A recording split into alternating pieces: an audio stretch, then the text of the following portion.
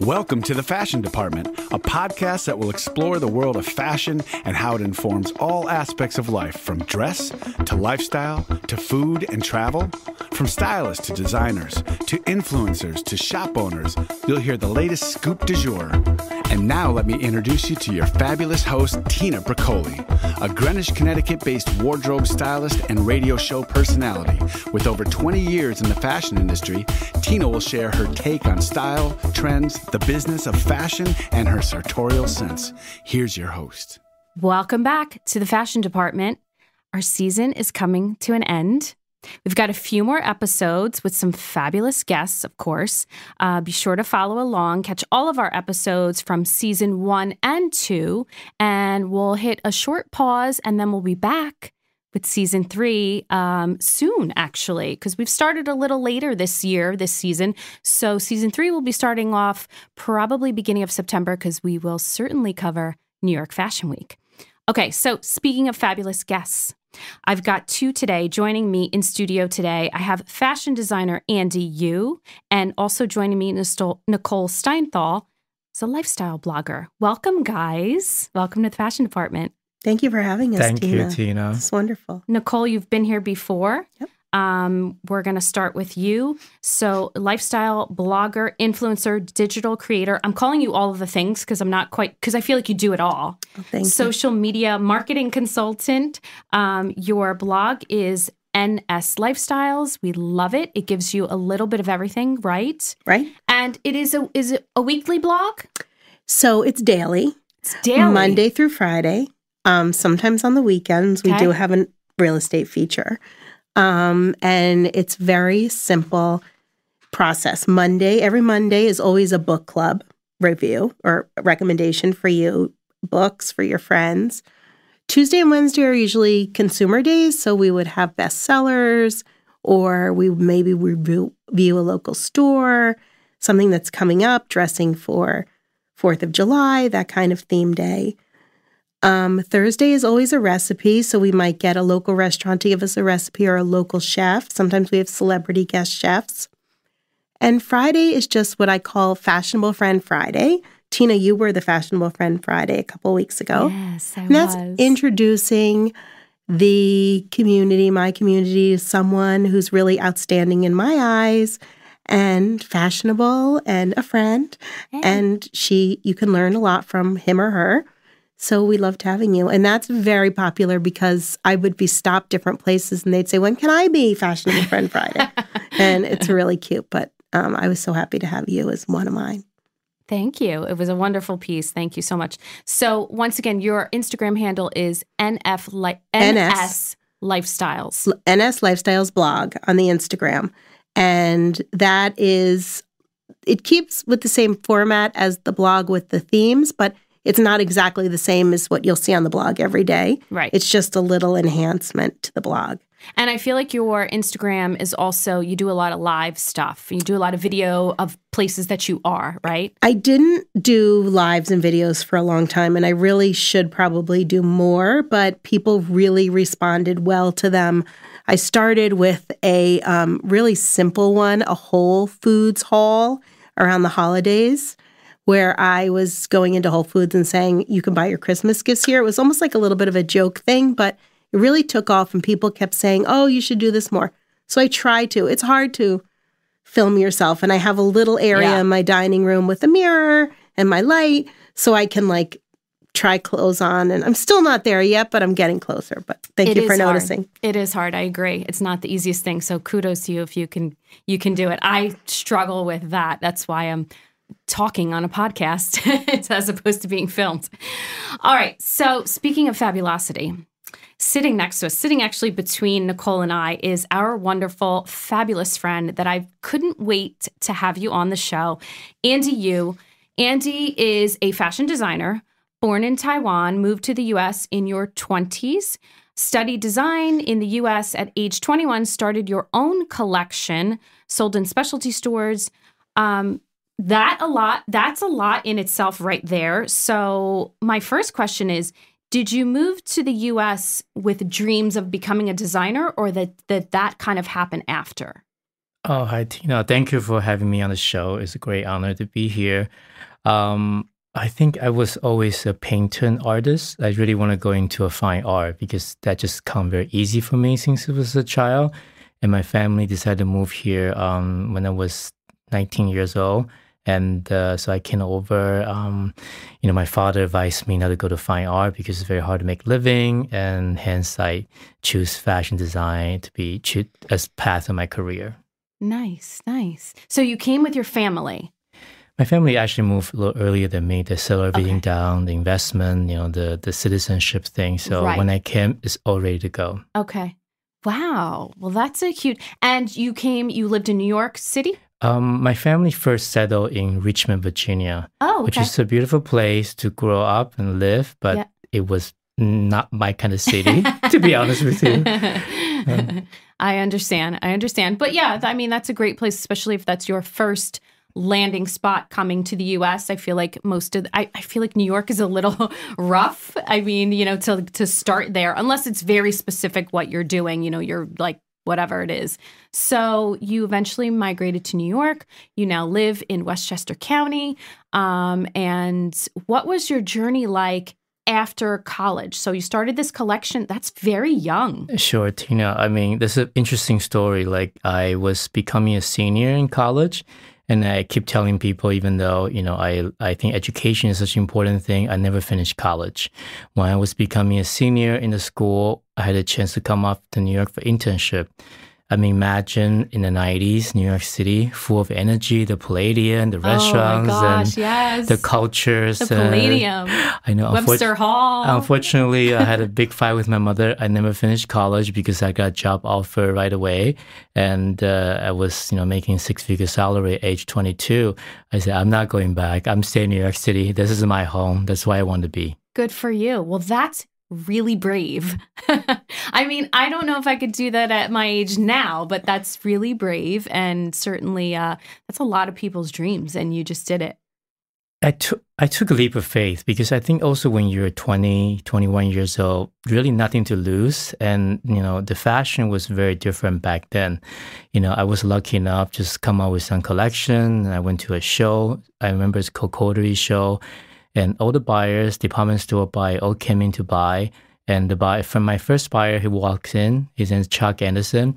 He said, he's a buyer for Barney's. I mean, I don't really know what Barney is. And he wrote an order for 600 pieces. I said, that's it? It's so small compared to my other department store. But now, after that, I realized how privileged and honored to be picked in my design to be a Barney's at that time. Yes. Oh, my gosh. So you had no idea what Barney's was? When I first came in, there's so many things to see, and then my life is filled with like party, fun, and I really don't know the retail world. I just want to put my collection out there, that people see my design. So I wasn't really aware of all the department store back then. It makes sense. I mean, if you didn't grow up here, I mean, but now looking back, it's like, oh, Barney's, rest in peace. Right? We miss it. So your first collection, I feel like you just went straight to stardom. Then your first collection was a hit, sounds like, or was successful, or did it grow?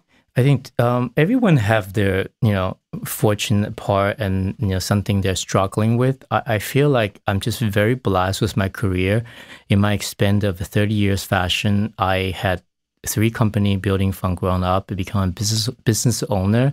I never have to look for a job, so just very easy for me, perhaps because my passion, my creativity, really, people can appreciate that. So, after my first collection, it just continued to grow, and I become a business owner at, people making me a junior partner at age 26, and it was just very smooth selling in my fashion career. That's wonderful, but I think it certainly helps that you do what you love. So I think, regardless whether you consider it ups or downs, or maybe you don't, like you said, smooth sailing, you're doing what you love. And I think that's a wonderful thing. Just like you, I feel like fashion, every day I wake up, I have many ideas in my head, and people often ask me or you and Nicole, how do you come up with this idea? It just came to my mind, and I sometimes don't sleep, think about certain thing, and I really never think fashion design is a work. For me, it's always fun. Yeah, it's always fun. Well, fun You both are. So let's talk a little bit about your aesthetic. I want people that don't know you. First of all, let's give out your Instagram handle so they can follow along and really get a visual. Your Instagram handle is? 49, number 49, Andrew, and You, Y-U, 49 Andrew Yu. 49 Andrew Yu. Okay, so as people are listening, they can hopefully follow along on Instagram and they can really see your style and your aesthetic because it is magnificent. Oh, thank you. So let's talk about what your designs, like what is your inspiration? Sure. Tina, Nicole, I mean, you guys don't know me before. I really like the high-end, beautiful fabric. Since I traveled to Europe, I'm very black and white and monochromatic kind of person, and like minimal in my apartment. I follow designer, Tom Ford, Gucci days, Lagerfeld, Chanel, all the high-end designer. But after COVID, I moved to Bedford with my family. I was fortunate enough to meet a lot of interesting friends, such as Nicole, Tina, yourself, among with other ladies. Open another chapter of my life.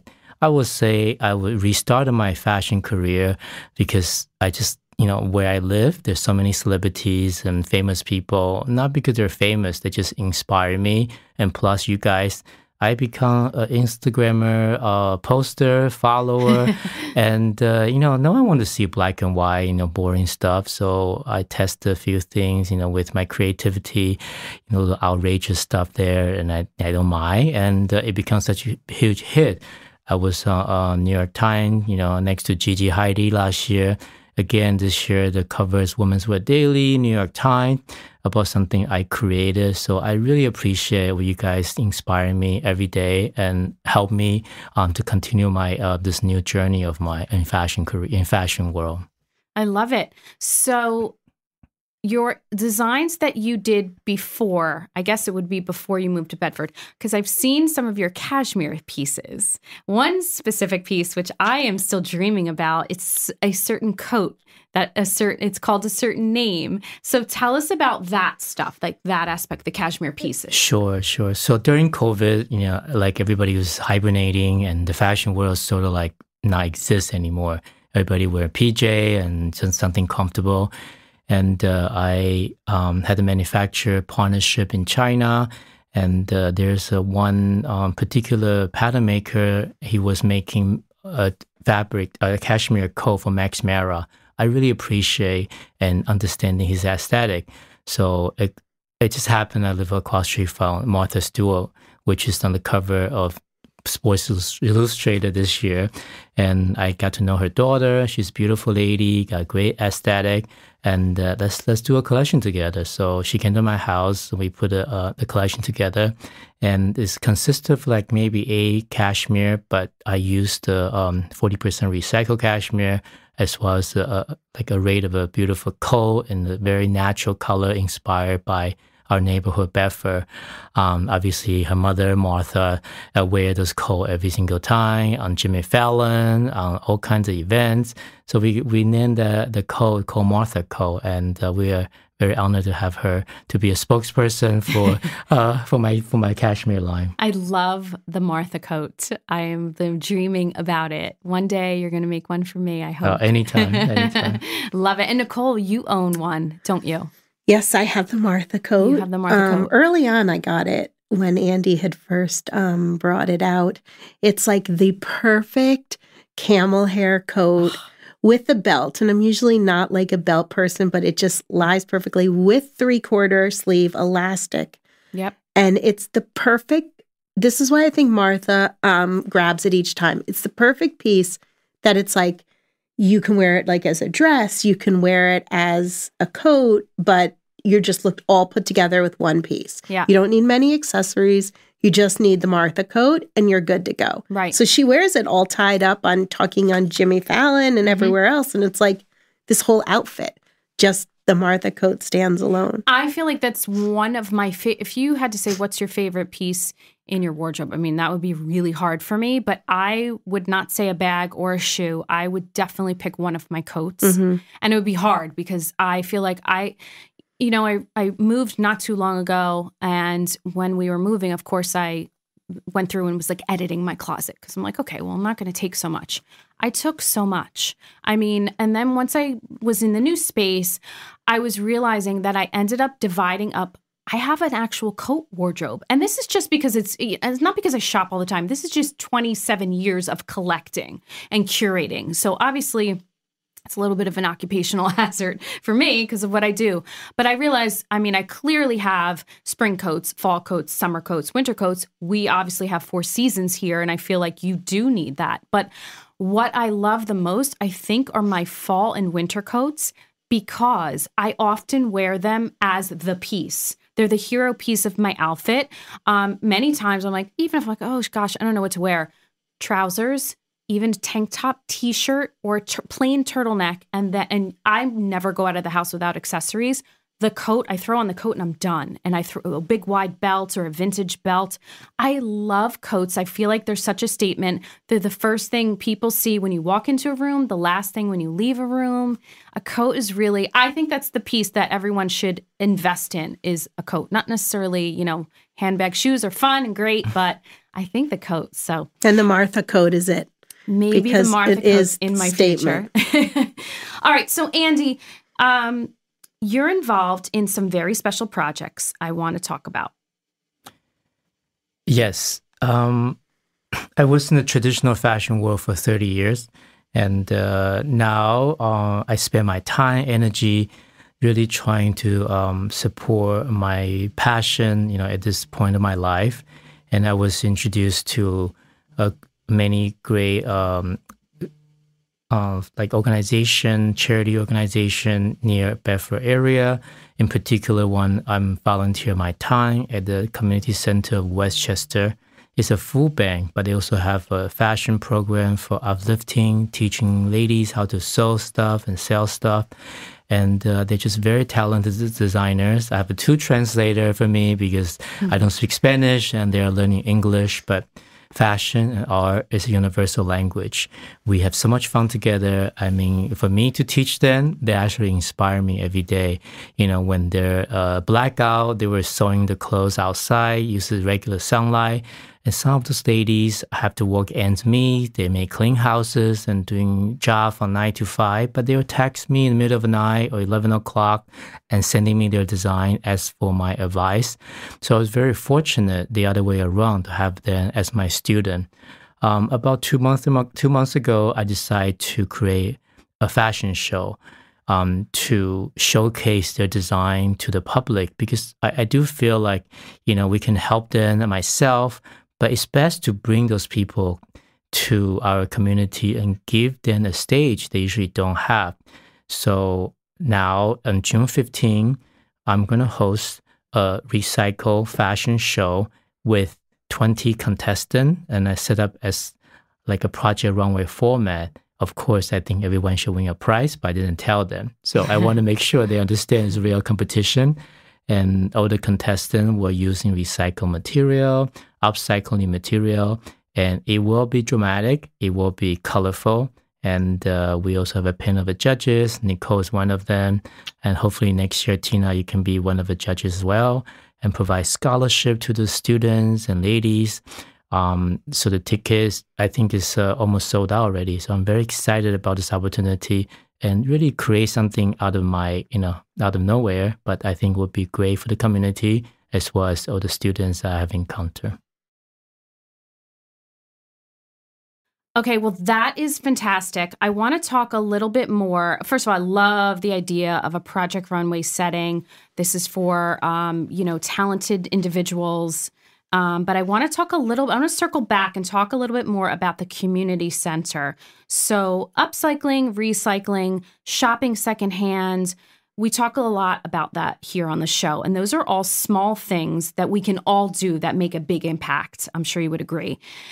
This community center that you're helping out, it's because this is a really big deal. I'm sure you know, and you both know, but I want the listeners to really understand what you're doing. It's really, really wonderful. I when I heard about this, I think the very first event I went to when I first met you, Andy, it was an event I was trying to think of this earlier today. Like, how did I meet Andy? Because I remember hearing about you and seeing your picture. And I think our other friend, Melissa, kept saying for a long time, actually, like, since last year at least, you have to meet Andy. You have to meet Andy. And I was like, who's Andy? And then I started to see your picture and I'm like, wow, this guy's fabulous.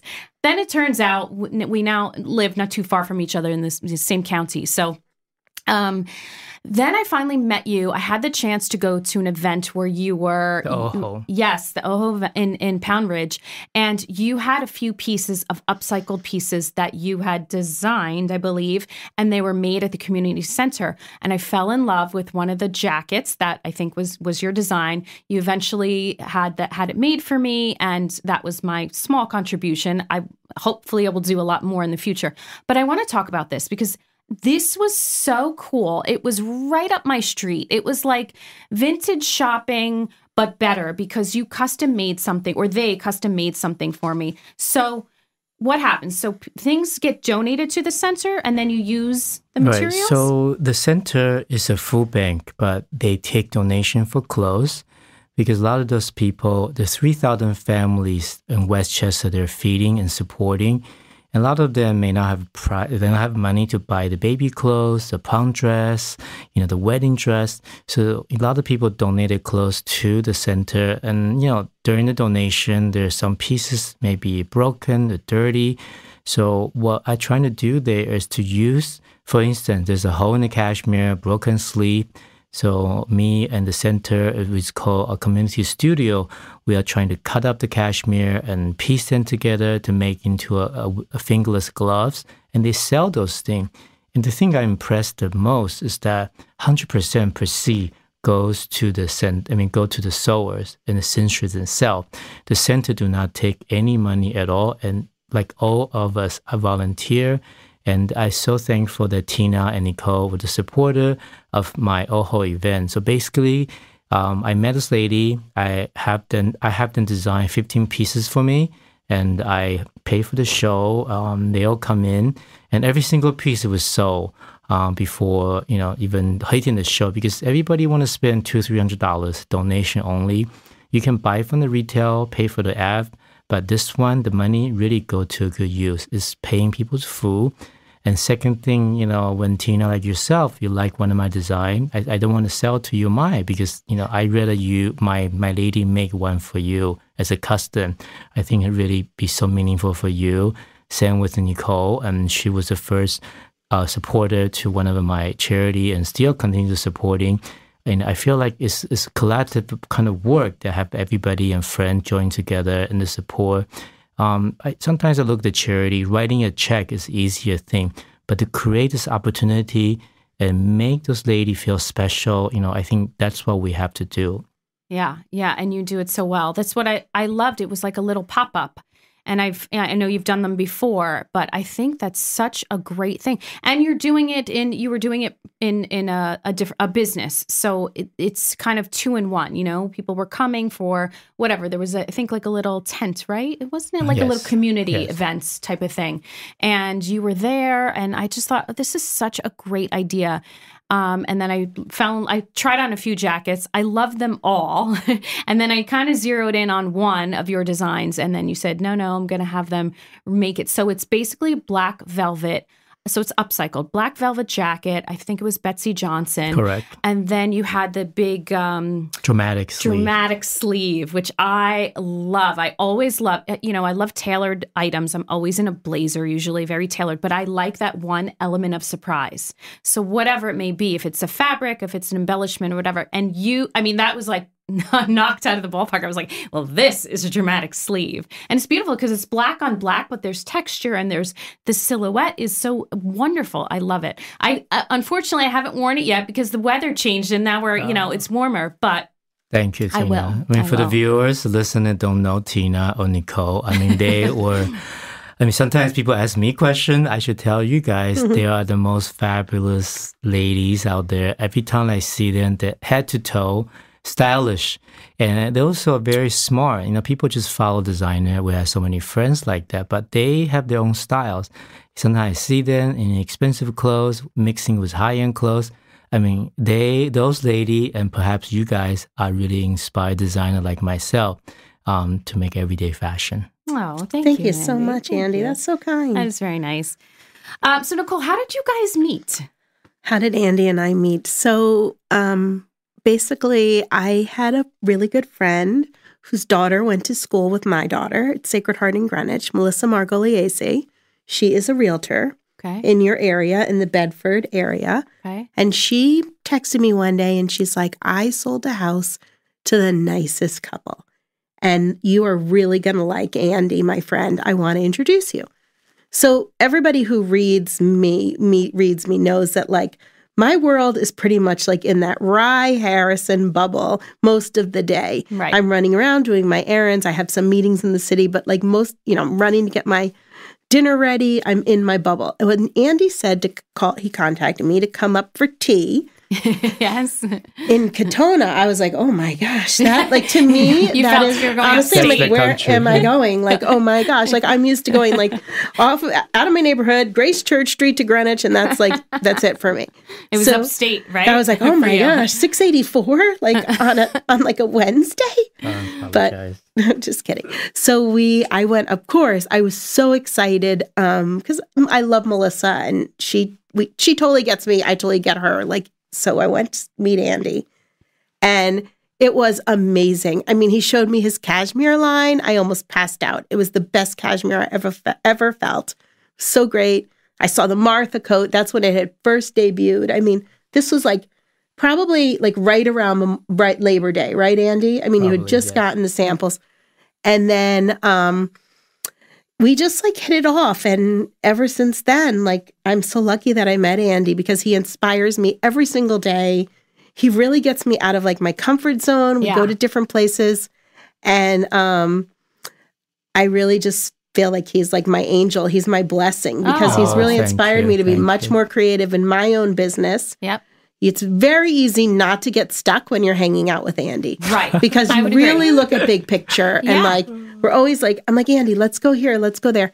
And I think we come from two totally different, like, design. Like Andy can wear some pom-poms and like walk around and just be the center of attention. I'm sort of like the black outfit, the gray outfit in the background. So he sort of has helped me get out of my comfort zone a little, but he's great. Yeah. And well, I mean, then I feel like that's a great compliment though, the two of you. I mean, if you both were in, color, or just black, it makes it more visually interesting when you have two different styles, but yet you both appreciate each other so much. So I'm just going to, but what I love the most about Andy is that he is so direct. Like I know exactly, like, I could literally head to toe be like, I am so excited with this outfit. I have hit it out of the park. And you walk up to Andy and you're like, hi. And he just like no response, like his face, like poker face. And right then and there, like it is not a good out. No, he did not approve. Oh, and okay. He is so funny. And I've seen him but I like that kind of friend because none of our friends are going to be like, I don't know. Right. They'll just be like, oh my God, that works, just to. Or, it's so cute when they don't think that. Yeah. Yeah. But Andy, when you see the face, like he doesn't hide and he lets you know. And I've learned a lot. I didn't think I could learn so much and I learn a lot every day. Always something to learn. Yeah. So how would you describe Andy's style? Oh, totally eclectic. I would say that too. Andy, like people used to say like, oh, before you go out, I don't know who said it, like take one thing off. Yeah. Was it Jackie O or one of those? Oh, yeah. I think it was Coco Chanel. So I always felt like when I go out, I put one thing on. Yeah. Andy, when he goes out, he puts a dozen things on. Agree. No, I do the But same. I think it like works. And even today we were doing some things and we were walking down Greenwich Avenue and people are stopping him. They're following him on Instagram. And it's like, it's almost like what it would feel like to be going out with like Madonna or Michael Jackson in this area. Yeah. Like everybody stops. And if you've been with Andy, you know what that's like. Like he has a big presence and people want to know him and he's very approachable. I think that's amazing. Well, he definitely has a light around him, even because you're not a like talk, you don't speak loudly, you don't, you're very demure. I think you're when you do speak, it's worthy. It's not just word salad. but I think it's your energy and the aura that just, like you said, Nicole, you're like, who's that? I mean, I thought that just from pictures. Who's this? I want to know who this is. You know, there are people like that. I think not everybody's like that just have this special energy or aura. And I think for sure, not to mention your outfits are always very interesting and wonderful. I love to look at all like the layers because I appreciate mixing things. And I feel like my style's conservative. Some people would disagree with that, but I like a lot of things. I agree with you. I never take one thing off. If anything, you add 2 to 5 things. Agree all the time. Agree. Okay, so what I want to hear from both of you. Andy, what's your sort of go-to look? Like, it's not a party. It's not anything fancy. You're running out. You got to get dressed in a hurry. Your go-to look is? I think I don't have one go-to look. I mean, I do play tennis a lot. I feel like comfort is, when I'm at home, but every day, every event at this point, people expect me to be on. So I have to really think about, also put a lot of effort because that's what people expect of you. And I really want to respect the host. So I don't have one go-to look. I'm trying to showcase different look and depends on the occasion, different events. Okay. So, Nicole, what would and again, nothing fancy. It's just kind of like every day you have to get ready quickly and you can't really give a lot of time to your outfit. So, but one where this particular silhouette works. So, I'm going to give you 2 examples because we have seasons, right? Right. So, most of the time, I already know this answer, by the way, for you. Most of the time, you can find me like in the spring, summer. If you run into me in Florida, I'm in some kind of dress. Yep. Usually, it's a print. Which my friend Kara, I'm going to give her a shout out. One time, we were getting ready, going out in Palm Beach, and she's like, "Maybe we should tone down the big prints." And I was like, everything is probably a print, and sometimes solid. Maybe a matching bag and shoe, but the shoe is usually flat with a small heel and pointed. And then I would have to say for the fall, winter, I always wear a cropped flare pant. And everybody knows who reads me that frame is my favorite. Yep. I'm always in frame. Jeans, I always buy them. And then I would have some kind of blouse. I love a ruffle blouse always. And I love some kind of fur. So whether it be a fur vest or now Polo George's makes a great little fur jacket that I've started wearing that. And it also comes in leather. So that's sort of my go-to. And I'm in that kind of outfit, either the dress or the flared pants. Some form of that. Yeah. When I go out, like anywhere, sometimes to dress up the pants, I'll have some kind of sequin top or just dressier top, but I definitely take it to next level. You're a sequin girl. You're right. I remember. But I would say definitely that. And I love a shift dress. I love like a short sleeve. Andy and I were just talking. I want him to make me some upcycled dresses with maybe some fur trim or something great. Ooh. Right? That's going to be our... Oh, yes. I like the sounds and always of this. A big earring and my bangles and I think that's my go-to. I'm a little boring because you can probably figure out what I'm going to wear every time. No, that's not boring. I don't think it's boring to have a go-to, let's call it a uniform, because it's different every time. So it's the same, but it's different. You understand? Like I wear a lot of blazers, but I'll wear them differently. I'll belt them. It'll be double-breasted. It'll be short and cropped. It'll be knitted. It'll be denim. It'll be long. It'll be oversized. So it's very different. And then I'll pair it with different things. So sometimes, I want to be in a dress, sometimes a maxi skirt, sometimes wide leg jeans. So I don't think it's a bad thing. And I think it's more about your day-to-day. So obviously for, lavish parties, we're not going to be in our normal gear. We're all 3 of us are going to be in something special. We're going to give it thought. I was just referencing kind of that day to day. And I think it's easy, especially, I know you've got kids, you both have kids, but you're running around you've got your blog and you're always out and always doing something fun for your work. So I think it's important to have always a kind of on the back burner like that. I mean, I tell my clients that and again, there's a difference between being boring and the same, but I'll say have, 3 or 4 outfits or silhouettes that you can easily grab. Now interchange them and add accessories and, to make it fun.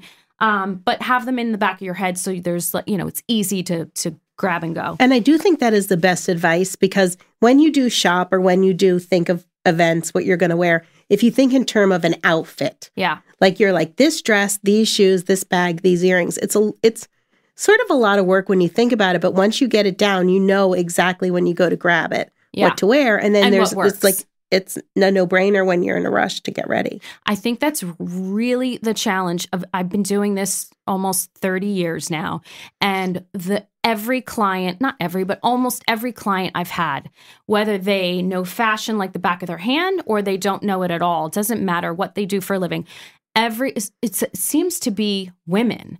And I think because we all have such very different bodies and different proportions, the challenge always comes in to get that right, to get that sort of uniform down and have it in the back of your head. But then and that's where my job is fun and comes in. And I'm like, okay, I always say my job is, and I use this loosely, this analogy, it's part math and it's part art. So the math part is like the actual measurements and proportions of your body. Are you long torsoed? Are you short torsoed? Or do you have long legs, short legs, wide shoulders, wide hips, whatever? So the measurements, the math, and then the art is obviously the styling, the color, the texture, the fabric, the silhouette.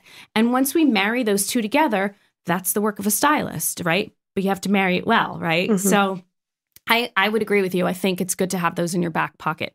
All right, so we're almost out of time. I want to end the show. I want to ask you, Nicole, what color or silhouette, doesn't have to be exact pieces, but what colors, silhouette would you dress Andy in? Okay. Okay. Let's see. So I think Andy does an amazing job on his own. Let's just say one total fantasy hypothetical situation. He calls you up one day. He says, Nicole, I'm sick. I'm whatever. I can't think of what to wear. Help me. What do you put him in? Okay.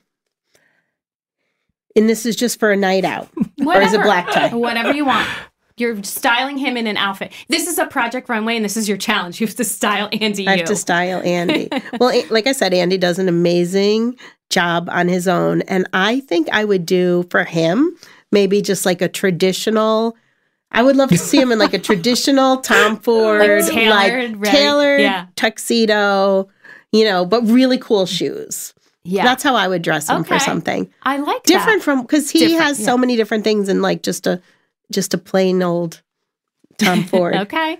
All right, Andy, same question. What would you dress? Color, silhouette, whatever. What would you dress Nicole in? I like to play I want to do in the playful way because Nicole always traditional. I'm very classic, conservative a little bit. So I would dress her in the very neon color with feathers and bows, like something totally different, and just be the date of Nicole, completely different. Put her outside the comfort zone, but it's experience that she never had, and she's willing to do it. I think that's what I would do, to do opposite of Nicole. Yes, I love it. Both great I can't wait. I love feathers. Oh, all right. All right. Well, thank you so much for joining me, guys. I want to give out your Instagram handles one more time. It's Andy, yours is 49 Andrew Yu, 49, YU. 49 Andrew Yu, YU, and Nicole at NS Lifestyles blog. Okay, be sure and follow them both because they're both two of my fabulous friends. Thanks for joining us. We'll see you again. Thank you, Tina. Thank you. Thanks for joining me in the fashion department. Be sure to subscribe so you never miss an episode. For more inspiration and fashion content, check out my website and follow along on Instagram at Tina_the Fashion Stylist. And a special thanks to the Factory Underground Studio for recording and producing this show. See you next time.